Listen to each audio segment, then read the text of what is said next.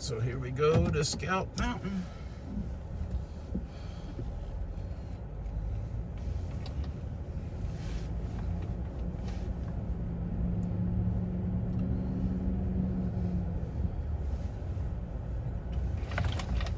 Wait, that's a bump.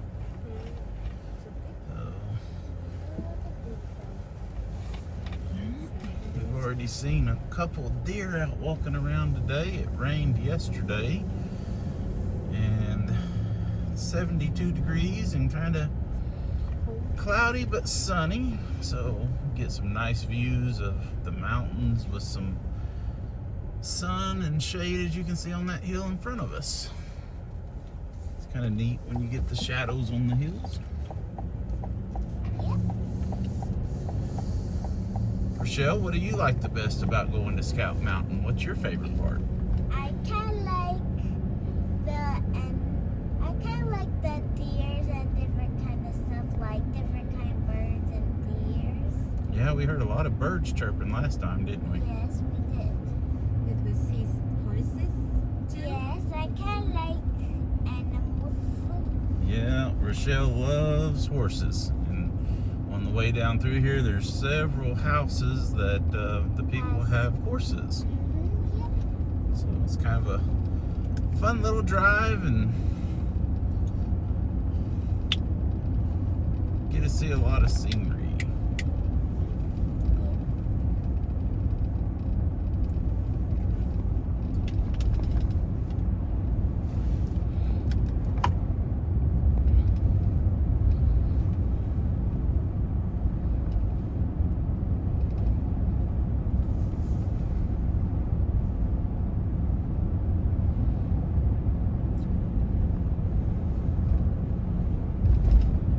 Thankfully, we're not getting a lot of that smoke from all the wildfires in Utah. You still see the mountains good.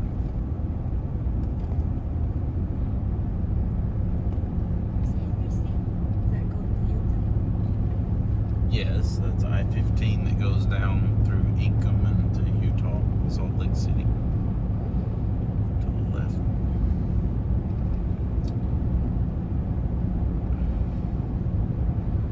Before the interstate, Bannock Highway would take you all the way down into Utah.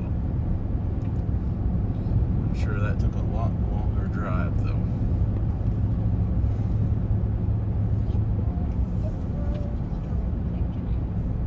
And driving all the way from like Jonesboro to Pocatello. That's real. That's a very long Yeah, that was a really long drive. Yes, and then going to what's the name of the other city? Kansas? What Daddy said. Utah. Oh, Salt Lake City. Salt Lake City. Yeah, that was about 2 hours. Yes, but Jonesboro is Jonesboro was 2 Wait. days. Yeah. days. Took a Jonesboro, long drive out here. yeah, it did.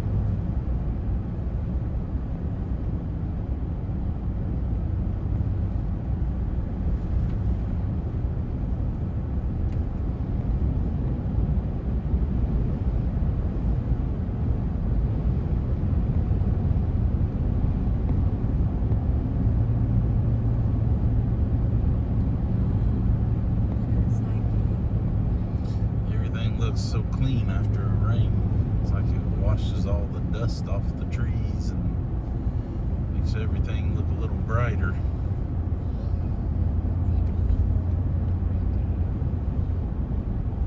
There's a llama.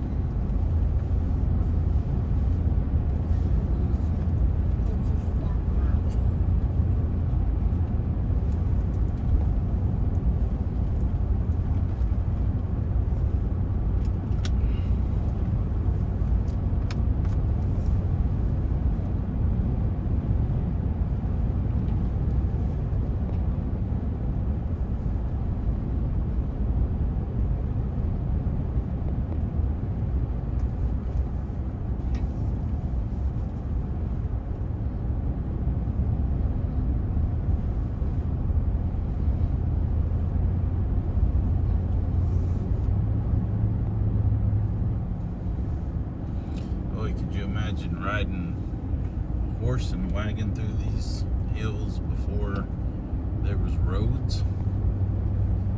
That would have took a long time. And bumpy.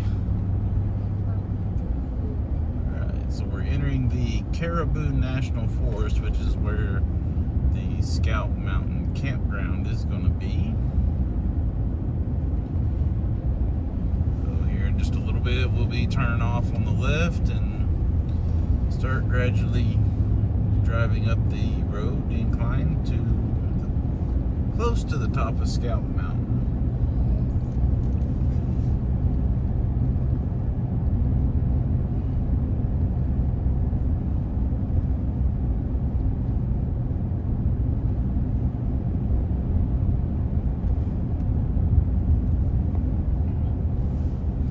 Looks like a big rain cloud back there.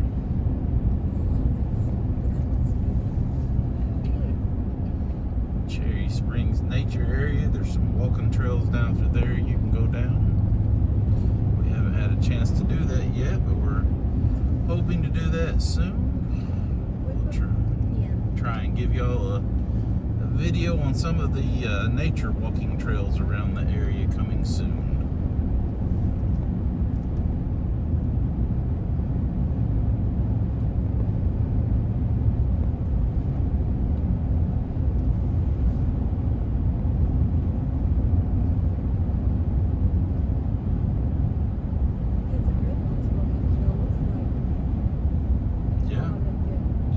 Along the hill there, doesn't it? Right. Here is our road. So, interesting thing, looked up some research on Scout Mountain. So, November through April, don't plan on going to Scout Mountain because the road is closed due to snow that they get here. So,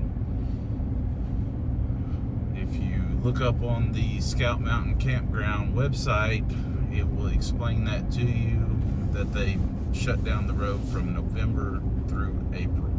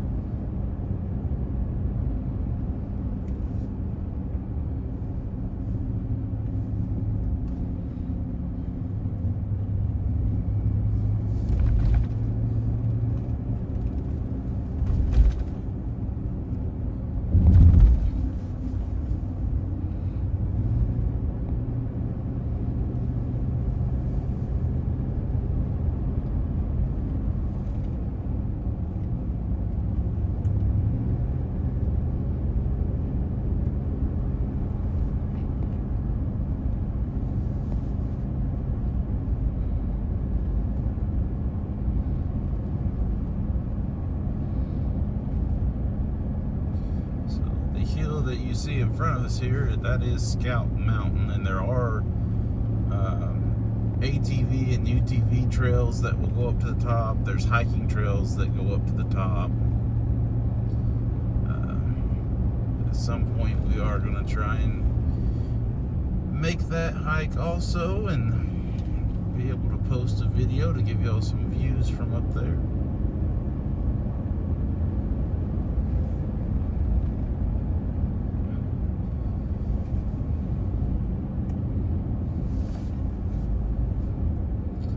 I really enjoy seeing the clouds and the shadows on the hills. It makes the hills look different. It is cold. It's cold. Shaded by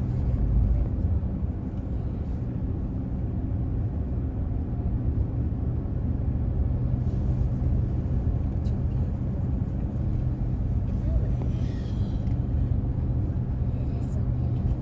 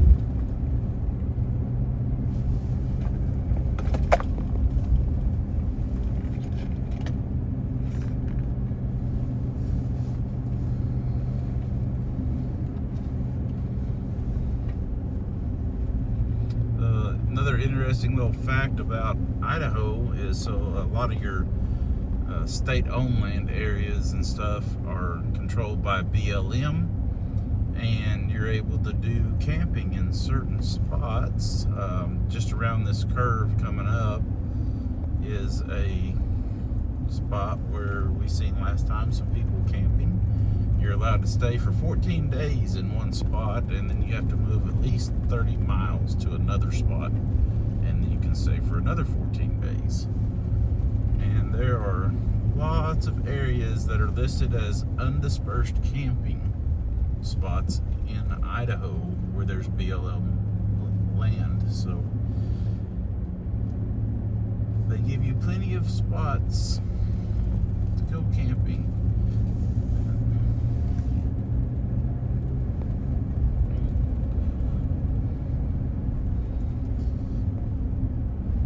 Wasn't able to get that camera view as we went around the corner there, but there was a person that looked like they were spending a Sunday afternoon, had a hammock hanging, and the boots were off on the ground.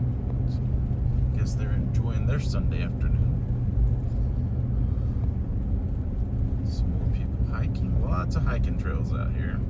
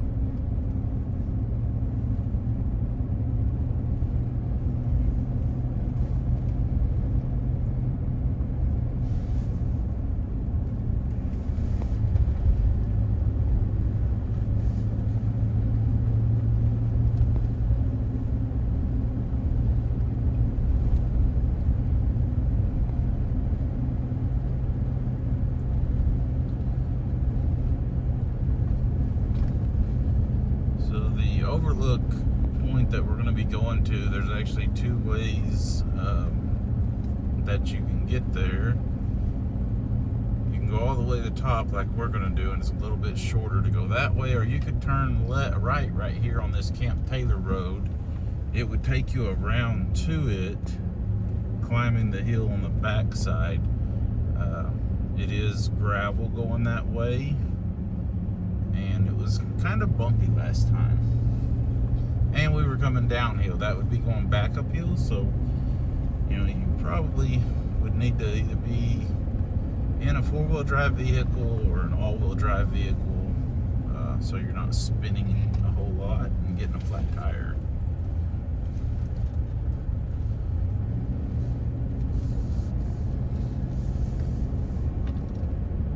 Getting closer to the top, Rachel. Rochelle. Rochelle. That's right. It's not Rachel, it's Rochelle.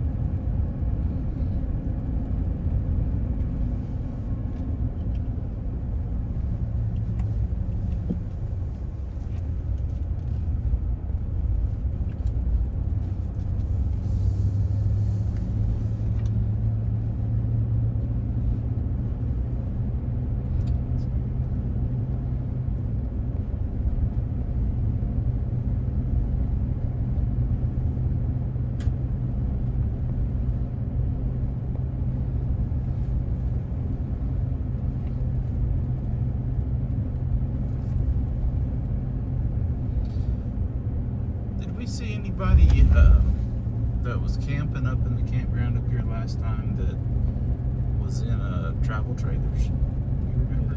We did? Okay. It would be a very winding and tight road to get travel trailers up here. And the campground road was kind of tight. I don't know if it's a place, me personally, I'd want to drag my travel trailer. So to the left is the campground here and the roundabout. We are going to go to the right to go around to the lookout point. You also have part of the campground to the road to the left. This is no reservation area to the left, and it's tent camping only up that way.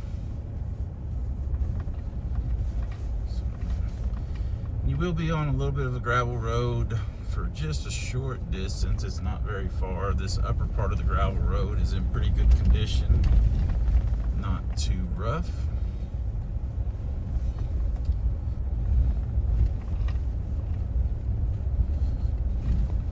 We are in a 3/4 ton truck, so it's a little bumpier than if you were in a 1/2 ton or an SUV.